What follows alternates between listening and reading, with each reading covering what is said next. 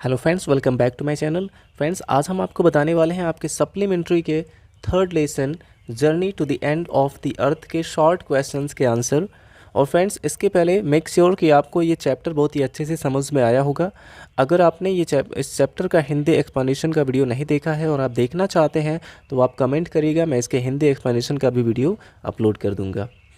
तो देखते हैं फ्रेंड्स, हमारा ये जो फर्स्ट क्वेश्चन है, how did the author reach Antarctica, यानी कि अर्थर अंटार्कटिका कैसे पहुंची। और ये क्वेश्चन इंपॉर्टेंट भी है।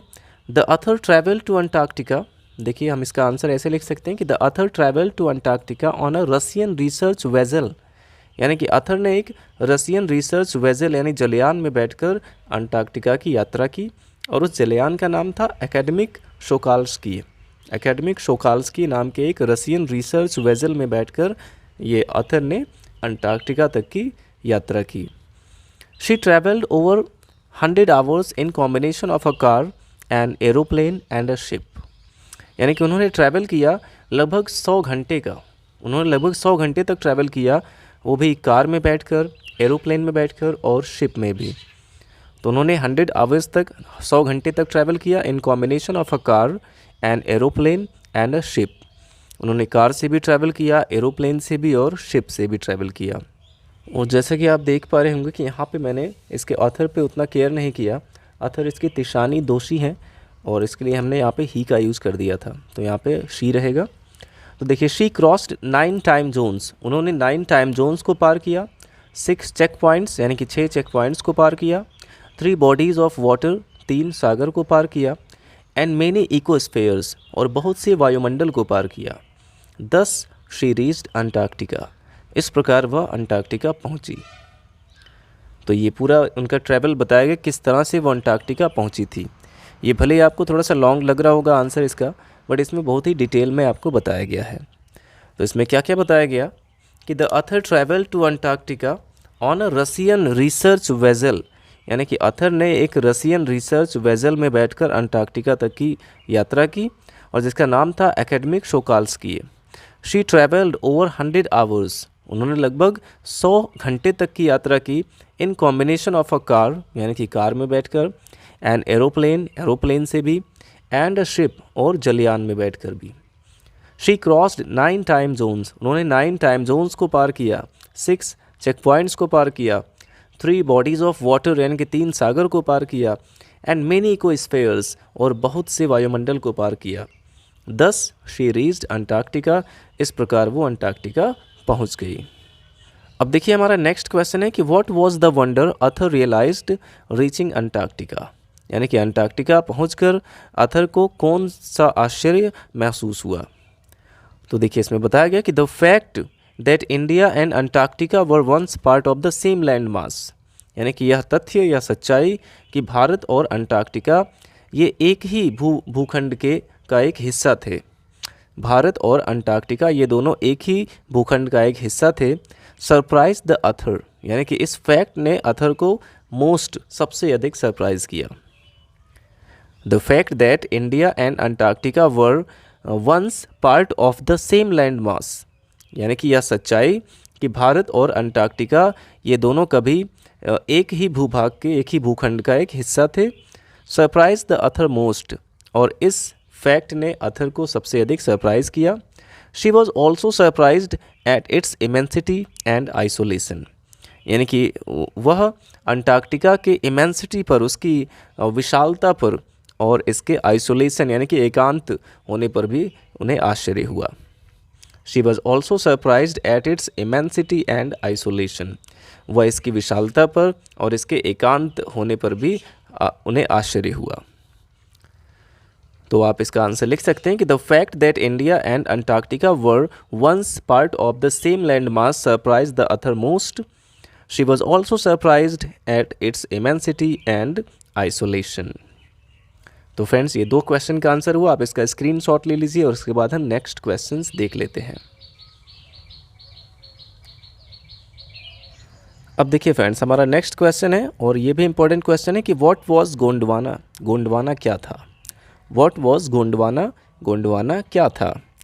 तो जैसा कि लेसन में बताया गया है कि Gondwana was a giant amalgamated southern supercontinent Gondwana क्या था? एक विशाल मिश्रित और दक्षिणी अति महाद्वीप था। तो गोंडवाना क्या था? Gondwana was a giant amalgamated southern supercontinent. Gondwana एक विशाल मिश्रित और दक्षिणी अति महाद्वीप था। और कब था? 650 मिलियन ईयर्स एगो, यानी कि 650 मिलियन वर्ष पहले। Centred around the present day Antarctica, और प्रेजेंट टाइम में जो अंटार्कटिका है वो इसी के सेंटर में है, इसी के सेंटर में थी। इट्स क्लाइमेट वॉज वार्मर, और इसका जो क्लाइमेट था, इसकी जलवायु बहुत ही गर्म थी। तो कभी इसमें यह भी पूछा जा सकता है कि what was the climate of Gondwana, ये भी क्वेश्चन पूछा जा सकता है। तो इसीलिए हमने यहाँ पे इतना ऐड कर दिया कि इट्स क्लाइमेट वाज वार्मर, इसकी जलवायु बहुत ही गर्म थी। तो अगर यही क्वेश्चन पूछता है कि what was the climate of Gondwana या how was the climate of Gondwana, तो आप यही आंसर लिख सकते हैं कि Gondwana was a giant amalgamated southern super continent.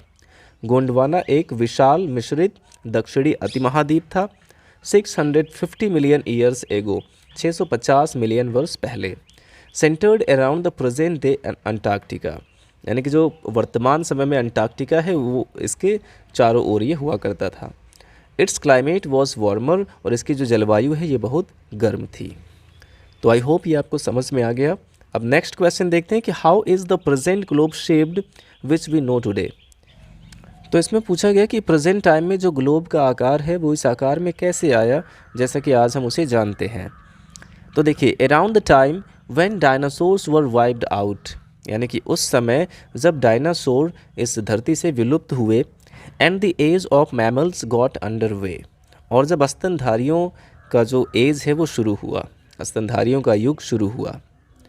Around the time when dinosaurs were wiped out, यानी कि उस समय जब डायनासोर्स यहाँ से विलुप्त हो गए, and the age of mammals got under way, और स्तनधारियों का युग शुरू हुआ।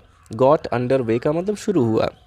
The land mass was force to separate into countries, तो उसी दौरान जो है जो हमारा भूभाग है, भूखंड है, जो हमारी धरती है, ये अलग अलग देशों में बंटने लगी। Shaping the globe much as we know it today, और उस आकार में जिस आकार में हम आज इसे जानते हैं। तो आप इसका भी स्क्रीनशॉट अब ले लीजिए, और इसके बाद हम नेक्स्ट क्वेश्चंस देख लेते हैं।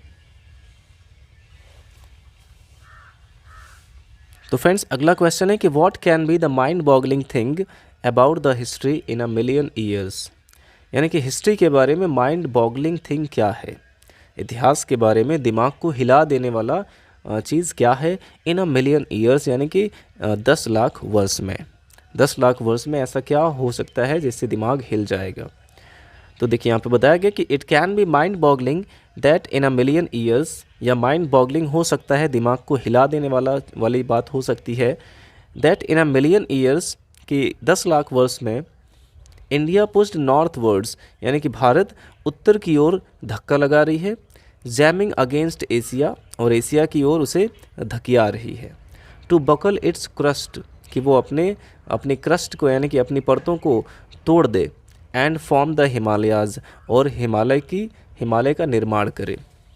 तो ऐसे ही यहाँ पे बताया कि किस प्रकार हिमालय का निर्माण हुआ था। इंडिया ने पुश किया अपने आप को नॉर्थवर्ड, इंडिया ने नॉर्थवर्ड की ओर पुश किया, जैमिंग अगेंस्ट एशिया, यानी कि एशिया की तरफ, टू बकल इट्स क्रस्ट, यानी कि उसके परतों को तोड़ने के लिए, एंड फॉर्म द हिमालयाज़, और हिमालय का निर्माण करने के लिए। South America drifted off to join North America, और साउथ अमेरिका भी खिसक कर नॉर्थ अमेरिका को ज्वाइन कर लेगा। तो ये चीज़ यहाँ पे बताया गया है कि 10 लाख वर्ष में ऐसा हो सकता है। अब देखिए, नेक्स्ट क्वेश्चन हमारा है कि what was a chilling prospect for the author. Author के लिए चिलिंग प्रोस्पेक्ट क्या हो सकता है, यानी कि सबसे ख़तरनाक या सबसे ठंडा पहलू क्या हो सकता है। तो इसमें बताया गया कि the author Tishani Doshi is a sun worshipping south Indian, जो इसकी अथर हैं तिशानी दोषी, वो सूरज की पूजा करने वाली एक साउथ इंडियन है। So it was a chilling prospect for her, इसलिए उनके लिए एक चिलिंग प्रोस्पेक्ट था, to stay in a place, एक ऐसे स्थान पर रुकना, where 90% of the earth's total ice volumes are stored, जहाँ पे धरती का लगभग 90% बर्फ़ जमा हुआ है, इकट्ठा है। तो इसमें बताया गया कि जो इसकी अथर है तिशानी दोषी, वो सूरज की पूजा करने वाली एक साउथ इंडियन है। यानी कि उन्हें बहुत ठंड में रहने की आदत नहीं है। So it was a chilling prospect for her, तो इसलिए उनके लिए बहुत ही चिलिंग प्रॉस्पेक्ट था to stay in a place, एक ऐसे स्थान पर 2 हफ्ते गुजारना, where 90% of the earth's total ice volumes are stored. तो to stay in a place for 2 weeks यहाँ पे आप लिख सकते हैं कि ऐसे स्थान पर 2 हफ्ते बिताना, where 90% of the earth's total ice volumes are stored, जहाँ पे पूरी धरती के 90% बर्फ़ स्टोर है, यानी वहाँ पे इकट्ठा है। तो ऐसे जगह पे उन्होंने 2 हफ्ते बिताए थे जहाँ पे पूरी धरती पे जितनी भी बर्फ़ है उसका 90% बर्फ़ केवल अंटार्कटिका में है। तो ऐसे स्थान पर उन्होंने 2 हफ्ते बिताए थे, यही उस लेखक के लिए सबसे बड़ा चिलिंग प्रॉस्पेक्ट था। तो आई होप आपको समझ में आ गया होगा। अब देखते हैं नेक्स्ट क्वेश्चन, इसका स्क्रीनशॉट ले लीजिए आप। तो देखिए फ्रेंड्स, हमारा 7वां क्वेश्चन है कि what does one feel in Antarctica, एक व्यक्ति अंटार्कटिका में कैसा फील करेगा। How is it captured visually, और अंटार्कटिका को कैसे कैप्चर किया जा सकता है विजुअल रूप से, यानी कि आप वहाँ पे क्या क्या देख सकते हैं। तो देखिए आप इसका आंसर लिख सकते हैं कि one loses all earthly sense of perspective and time in Antarctica, यानी कि अंटार्कटिका में जाकर एक व्यक्ति पूरी सांसारिक चीज़ों को भूल जाएगा और समय को भी भूल जाएगा। अंटार्कटिका में जाकर एक व्यक्ति समय को भी भूल जाएगा और सारी सांसारिक चीज़ों को भूल जाएगा। The visual scale ranges from the microscopic to the mighty, और वहाँ पे जो विजुअल हमें देखने को मिलते हैं वो बहुत छोटे से लेकर, सूक्ष्म से लेकर बहुत विशाल तक देखने को मिलते हैं। जैसे कि midges and mites to blue whales, यानी कि सूक्ष्म जीवों से लेकर ब्लू वेल्स तक के प्राणी हमें वहाँ पे दिखते हैं। एंड आइस बर्ग्स, और इतने बड़े बड़े बर्फ़ के टुकड़े देखने को मिलते हैं एज बिग एज कंट्रीज़, जो कि एक देश कितने बड़े होते हैं, और इतने बड़े बड़े आइस बर्ग्स आपको मिलेंगे जो एक देश के बराबर होते हैं। आप इसमें एक पॉइंट और भी मेंशन कर सकते हैं, ये जो यहाँ पे 2 लाइन लिखा गया कि one loses all earthly sense of perspective and time in Antarctica, इसके स्थान पे आप लिख सकते हैं कि one feels that he is walking in a ping pong ball, one feels that he is walking in a ping pong ball in Antarctica. Antarctica में जाकर एक व्यक्ति ऐसा महसूस करेगा जैसे वो एक बर्फ़ के गोले में चल रहा हो। इस तरह से आप इसको लिख सकते हैं। और इसके बाद आपको लिखना होगा कि the visual scale ranges from the microscopic to the mighty, और वहाँ पे सूक्ष्म जीवों से लेकर बहुत विशाल जीव तक देखने को मिलते हैं, यानी कि छोटे छोटे सूक्ष्म जीवों से लेकर ब्लू वेल्स तक देखने को मिलते हैं। ब्लू वेल्स एक बहुत ही बड़ी मछली होती है, जैसा कि आप जानते होंगे। And icebergs as big as countries, और इतने बड़े बड़े आइसबर्ग्स देखने को मिलते हैं जितना बड़ा पूरा एक देश होता है। एक देश कितना बड़ा आइसबर्ग देखने को मिलता है, तो ये आप इसमें लिख सकते हैं। नेक्स्ट क्वेश्चन है कि what is the achievement of human beings during the duration of 12,000 years. तो फ्रेंड, जैसा कि इस चैप्टर में बताया गया कि मनुष्य इस धरती पर 12,000 वर्षों से रह रहा है, तो यहाँ पे पूछा गया कि what is the achievement of human being, human being ने क्या अचीव किया है during the duration of 12,000 years, यानी कि 12,000 वर्षों में, जब से वो इस धरती पर रह रहा है। 12,000 वर्षों में मनुष्य ने क्या अचीव किया है।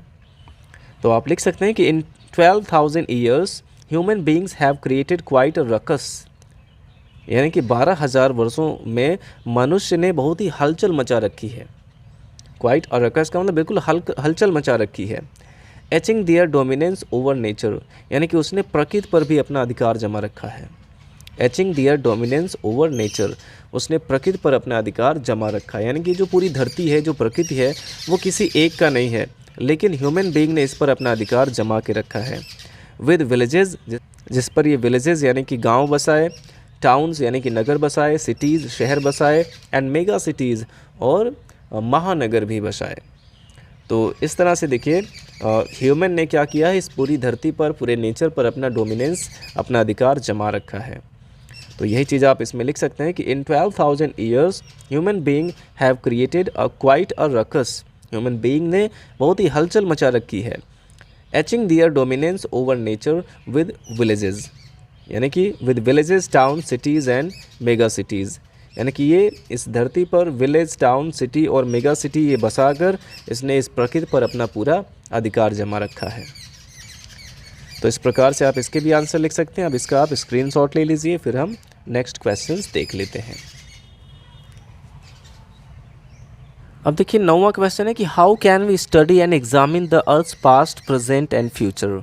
हम इस धरती के पास्ट, प्रेजेंट और फ्यूचर का परीक्षण कैसे कर सकते हैं और इसका स्टडी कैसे कर सकते हैं।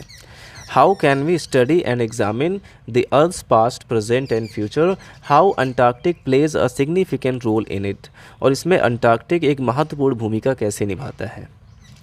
तो आप लिख सकते हैं कि अकॉर्डिंग टू द ऑथर के अनुसार Antarctica is the only place, यानी कि केवल अंटार्कटिका ही एक ऐसा स्थान है ऑन द अर्थ, पूरी धरती पर, that has never sustain human life, जहाँ पे मनुष्य नहीं रहा है, जो मनुष्य से प्रभावित नहीं हुआ है। पूरी धरती पर अंटार्कटिका ही एक ऐसा स्थान है, इकलौता स्थान है जहाँ मनुष्य ने उसे प्रभावित नहीं किया, यानी कि जहाँ पे ह्यूमन लाइफ नहीं है। And so it is pure, और इसलिए यह अभी तक प्योर है, शुद्ध है, क्योंकि जहाँ जहाँ पे मनुष्य बसते हैं उसको वो बहुत ही ज़्यादा पोल्यूटेड कर देते हैं, तो वो शुद्ध नहीं रहता है वो स्थान। लेकिन अंटार्कटिका एक ऐसा स्थान है जहाँ पे ह्यूमन नहीं रहते हैं और इसलिए वो प्योर है, वहाँ पे कोई पोल्यूशन नहीं है। It holds in its ice core, और इसने अपने बर्फ़ के टुकड़ों में 500,000 ईयर्स ओल्ड कार्बन, यानी कि आधा मिलियन, 5 लाख वर्ष पुराना कार्बन रखा है। यानी कि इस बर्फ़ के टुकड़ों में 5 लाख वर्ष पुराना कार्बन है। And thus it provides clues of the earth's past, present and future, और इस प्रकार वो अर्थ के पास्ट, प्रेजेंट और फ्यूचर के कुछ सुराग देती है। इस प्रकार अंटार्कटिका इसके कुछ इस धरती के पास्ट, प्रेजेंट और फ्यूचर के सुराग देती है। तो देखिए इसमें बताया गया कि अकॉर्डिंग टू द ऑथर के अनुसार Antarctica is the only place on earth that has never sustain human life. पूरी धरती पर अंटार्कटिका एक ऐसा स्थान है जो ह्यूमन से प्रभावित नहीं है, जहाँ पे ह्यूमन लाइफ नहीं है। And so it is pure, और इसलिए वह स्थान शुद्ध है, वहाँ पे कोई पोल्यूशन नहीं है। It holds in its ice core 500,000 years old carbon, और उसके आइस कोर के अंदर लगभग 5 लाख वर्ष पुराने कार्बन मौजूद हैं। And thus it provides clues, और इस प्रकार वह एक सुराग देती है of the earth's past, present and future, धरती के पास्ट, प्रेजेंट और फ्यूचर का। अब देखिए नेक्स्ट क्वेश्चन हमारा कि what was the students on ice program, और ये इस लेसन का सबसे इम्पॉर्टेंट क्वेश्चन है फ्रेंड्स, इसको आप ज़रूर ही अच्छे से तैयार कर लीजिएगा, ये बहुत ही इंपॉर्टेंट है। यहाँ पे स्टूडेंट्स ऑन आइस करके लगभग 3-4 क्वेश्चन पूछे गए हैं, तो इससे जितने भी क्वेश्चन है वो इम्पॉर्टेंट है, जिसमें मोस्ट इम्पॉर्टेंट क्वेश्चन ये है कि what was the students on ice program, इसको आप अच्छे से समझ लीजिए। तो students on ice program aims to take high school students to the ends of the world, या फिर ऑफ द अर्थ कह सकते हैं। तो इसमें बताया गया कि स्टूडेंट्स ऑन आइस प्रोग्राम जो है इसका लक्ष्य क्या है। इसका लक्ष्य है कि हाई स्कूल के स्टूडेंट्स को दुनिया के एंड तक लेकर जाना, यानी कि अंटार्कटिका में लेकर जाना। And provide them with inspiring educational opportunities, और उन्हें इंस्पायरिंग एजुकेशनल अपॉर्चुनिटीज़ देना, यानी कि एक प्रेरणात्मक शैक्षिक अवसर देना। It will help them foster a new understanding, जिससे उनके अंदर एक नई समझ आएगी। And respect for our planet, और हमारे प्लैनेट के लिए उनके मन में एक रिस्पेक्ट आएगा, तो जिससे उनके मन में हमारे प्लैनेट के प्रति एक नई समझ आएगी कि हमारा जो प्लैनेट है ये ख़तरे में है ग्लोबल वार्मिंग की वजह से। ये चीज़ वो समझेंगे जब वो अपनी आँखों से देखेंगे ग्लेशियर को पिघलते हुए, जब वो देखेंगे अपनी आँखों से, तो उन्हें पता चलेगा ये जो ग्लोबल वार्मिंग है कितना ज़्यादा ख़तरनाक है, तो उनके अंदर एक नई समझ आएगी। And respect for our planet, और हमारी धरती के लिए उनके अंदर एक रिस्पेक्ट की भावना आएगी। तो यही है स्टूडेंट्स ऑन आइस प्रोग्राम, और इसका एम क्या था कि जब स्टूडेंट्स को इसका पता चलेगा कि ये जो थ्रेट है ग्लोबल वार्मिंग का, तो ये धरती को बचाने के लिए कुछ कर पाएंगे। तो आई होप इतना आपको समझ में आ गया होगा। अब इसके बाद हम नेक्स्ट क्वेश्चन देख लेते हैं। अब देखिए फ्रेंड्स, हमारा 11वां क्वेश्चन है कि who was Geoff Green. Geoff Green कौन थे। What did he offer to the students, उन्होंने स्टूडेंट्स को क्या ऑफ़र किया। तो जैसा कि लेसन में बताया गया है कि Geoff Green was a Canadian explorer. Geoff Green कौन थे, एक कैनेडियन एक्सप्लोरर थे। एंड एजुकेटर, और वो एक एजुकेटर भी थे। He was the founder of the program students on ice, यानी कि वे स्टूडेंट्स ऑन आइस प्रोग्राम के फाउंडर थे। His motive was to take the students to the ends of the world, और उनका लक्ष्य क्या था कि स्टूडेंट्स को दुनिया के एंड पर लेकर जाना, so that they can understand the earth well, ताकि वे इस धरती को बहुत अच्छे से समझ सकें। तो Geoff Green was a Canadian explorer and educator. Geoff green एक कैनेडियन एक्सप्लोरर थे और एजुकेटर थे, वो कनाडा के रहने वाले थे। और सबसे इम्पोर्टेंट ये बताना है कि he was the founder of the program students on ice, वे स्टूडेंट्स ऑन आइस प्रोग्राम के फाउंडर थे। His motive was to take the students to the ends of the world, और उनका लक्ष्य था कि स्टूडेंट्स को दुनिया के एंड तक लेकर जाना, that they can so that they can understand the earth well, ताकि वे इस धरती को अच्छे से समझ सकें। अब देखिए नेक्स्ट क्वेश्चन है कि what was the reason of the success of the program students on ice. ये भी एक इम्पॉर्टेंट क्वेश्चन है कि what was the reason of the success of the program students on ice. Students on ice program के success होने का reason क्या था। तो यहाँ पे आपको बताया गया कि the students on this program visibly saw glaciers retreating, यानी कि इस प्रोग्राम में स्टूडेंट्स ने स्पष्ट रूप से देखा था ग्लेशियर्स को पिघलते हुए, एंड आइस कैप्स फॉलिंग, और आइस कैप्स को गिरते हुए, बर्फ़ के टुकड़ों को गिरते हुए। तो उन्होंने अपनी आँखों से देखा था कि ग्लोबल वार्मिंग की वजह से जो ग्लेशियर्स हैं वो पिघल रहे हैं और आइस कैप्स पूरा गिर रहे हैं।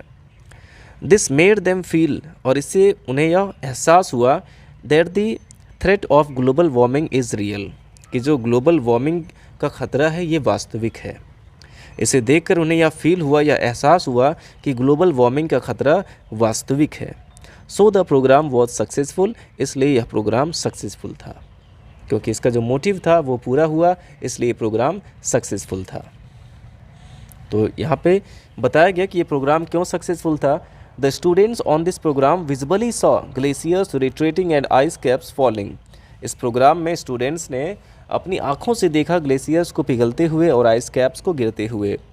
दिस मेड देम फील, और इससे उन्हें यह एहसास हुआ that the threat of global warming is real, कि ग्लोबल वार्मिंग का जो थ्रेट है, जो खतरा है, वो वास्तविक है।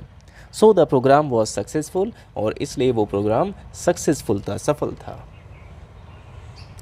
तो अब आप इसका भी स्क्रीनशॉट ले लीजिए और हम नेक्स्ट क्वेश्चंस देख लेते हैं।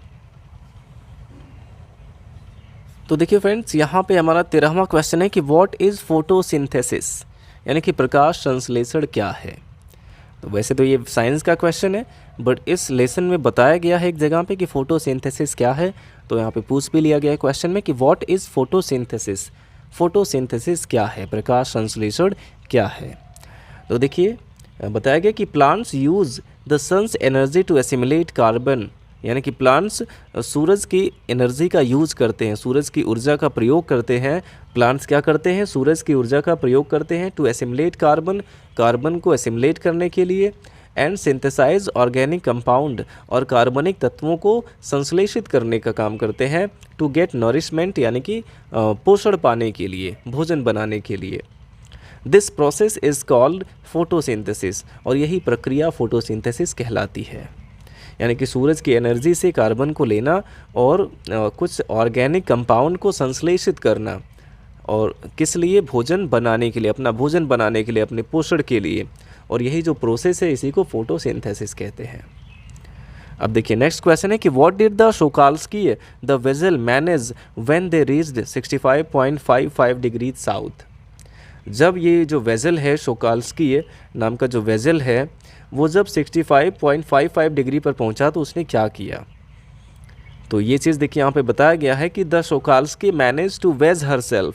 जो शोकाल्स्की है, एकेडमिक शोकाल्स्की नाम की वेसल, वो फंस गई into a thick white stretch, यानी कि एक मोटे बर्फ़ के टुकड़े में, एक मोटे बर्फ़ की परत पर वो उलझ गई, फंस गई, between peninsula and tadpole island.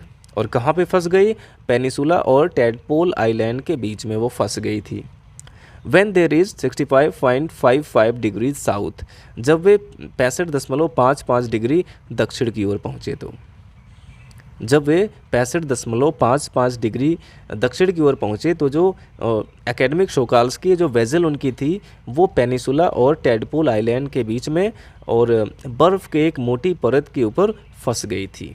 तो यही चीज़ हुआ था। तो देखिए फ्रेंड्स, हमारा लास्ट क्वेश्चन है कि how many members reached at Antarctica, यानी कि कितने सदस्य अंटार्कटिका पहुँचे, and what did they find there, और उन्होंने वहाँ क्या पाया। How many members reached at Antarctica, Antarctica कितने सदस्य पहुँचे, and what did they find there, और उन्हें वहाँ पे क्या मिला। तो लेसन के लास्ट में बताया गया कि 52 मेंबर्स रीच्ड एट अंटार्कटिका, यानी कि 52 मेंबर्स अंटार्कटिका पहुँचे थे। Underneath their feet was a metre thick ice pack, और उनके पैरों के नीचे 1 मीटर मोटी बर्फ़ की पूरी परत थी। And underneath that 180 metres of salt water, और उस बर्फ़ की परत के भी नीचे 180 मीटर तक साल्ट वाटर यानी कि खारा पानी था। They saw crab eater seals stretching and sunning themselves on the ice floes, और उन्होंने क्या देखा कि उस बर्फ़ की परतों पर क्रैब ईटर यानी केकड़े खाने वाली सील मछली जो होती है वो स्ट्रेच कर रही थी, यानी कि लेटी हुई थी, एंड सनिंग और धूप सेक रही थी।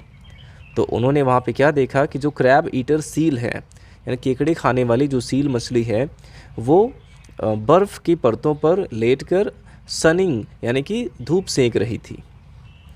तो फ्रेंड्स, इस प्रकार से आप बहुत ही इजी तरीके से इस लेसन के सभी शॉर्ट क्वेश्चन के आंसर लिख सकते हैं। आई होप आपको समझ में आ गया होगा, और वीडियो अच्छा लगा हो तो लाइक करिएगा, और अगर आप हमारे अपकमिंग वीडियोस भी देखना चाहते हैं तो चैनल को सब्सक्राइब ज़रूर करें। Thanks for watching.